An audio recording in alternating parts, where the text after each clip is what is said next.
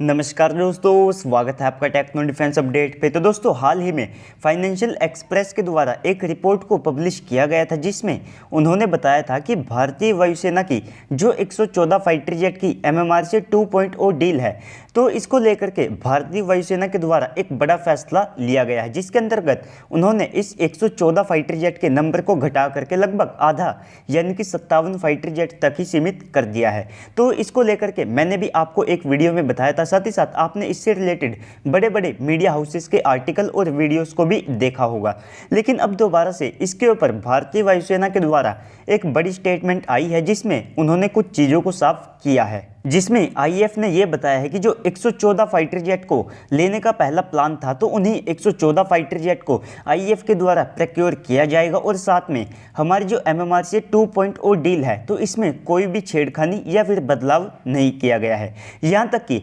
हमारे जो नए air chief marshal VR Chaudhary ji है, तो उन्होंने ये भी बताया है कि वे अब जल्द से जल्द इस MMRC 2.0 डील के लिए एक RFP को जारी करेंगे, जिसमें से जल्द इस डील को फाइनल करके ख़त्म कर दिया जाएगा। इसके बाद भारतीय वायुसेना के लिए जो फाइटर जेट हैं वे मिलना शुरू हो जाएंगे और साथ ही साथ इनकी जो असेंबली वगैरह जो भी रिक्वायरमेंट है उसको पूरा कर दिया जाएगा। तो दोस्तों, अगर आप MMRC 2.0 डील को देखते हैं तो इसमें सबसे पहले तो जो राफेल फाइटर जेट है उसके काफ़ी ज़्यादा चांसेस है, क्योंकि हम पहले से ही लगभग 36 राफेल को इस्तेमाल करते हैं और इसके बाद 2018 में लगभग एक RFI को दोबारा से जारी किया गया था जिसमें हमको 114 और फाइटर जेट को खरीदना था, जिससे कि जो IAF ने लगभग 150 फाइटर जेट मांगे थे उनकी इस डिमांड को पूरा किया जा सके। तो सबसे पहले तो भारतीय वायुसेना के द्वारा ये फैसला किया गया है कि जो टाटा के द्वारा C295 एयरक्राफ्ट की जो डील है उसे फाइनल किया गया है, तो उसके सक्सेस को देखते हुए जो हमारी प्राइवेट कंपनियां हैं तो उनके माध्यम से ही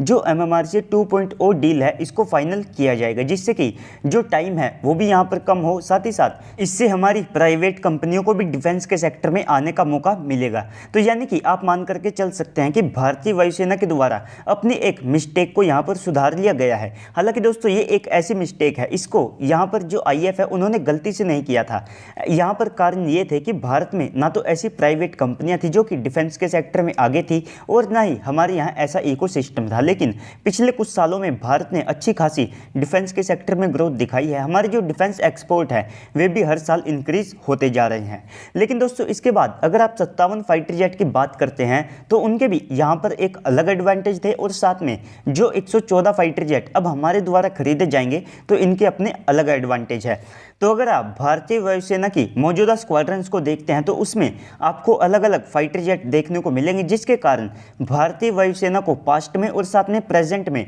स्पेयर्स और उनकी जो मेंटेनेंस है उनको लेकर के परेशानियों का सामना करना पड़ा है। तो इसी कारण से जो MMRC 2.0 डील है इसमें राफेल के चांसेस काफ़ी ज़्यादा बढ़ जाते हैं। तो 114 फाइटर जेट के साथ में भारत को लगभग 6 स्क्वाड्रन मिलेगी, जिससे कि हमारी जो 42 स्क्वाड्रन की इच्छा है वो भी यहाँ पर पूरी हो सकेगी और साथ ही साथ ये डील हमारे लिए एक सेफ गार्ड का काम करेगी। और इसके बाद ये फ्रांस और भारत दोनों के लिए एक विन विन सिचुएशन वाली डील होगी, जिसके अंतर्गत आप सबको पता है कि फ्रांस के पास काफ़ी ज़्यादा बड़े ऑर्डर हो जाएंगे, जिसके कारण उनको एक बड़ी असेंबली लाइन और साथ में अच्छे खासे प्रोडक्शन रेट की आवश्यकता पड़ेगी। अब भी उनके पास काफ़ी ज़्यादा बड़े ऑर्डर राफेल के पड़े हैं और उनका जो हर एक साल का प्रोडक्शन रेट है वो आप सबको 36 एयरक्राफ्ट पर ईयर तक देखने को मिल जाएगा। और इसके बाद अगर आप बात करेंगे कि फ्रांस क्यों भारत में ही अपनी असेंबली लाइन को शिफ्ट करेगा, जबकि उनको पहले से ही इंडोनेशिया और साथ में UAE से बड़े ऑर्डर मिल चुके हैं, तो देखिए दोस्तों, इसका सबसे बड़ा कारण यह है कि सबसे पहले तो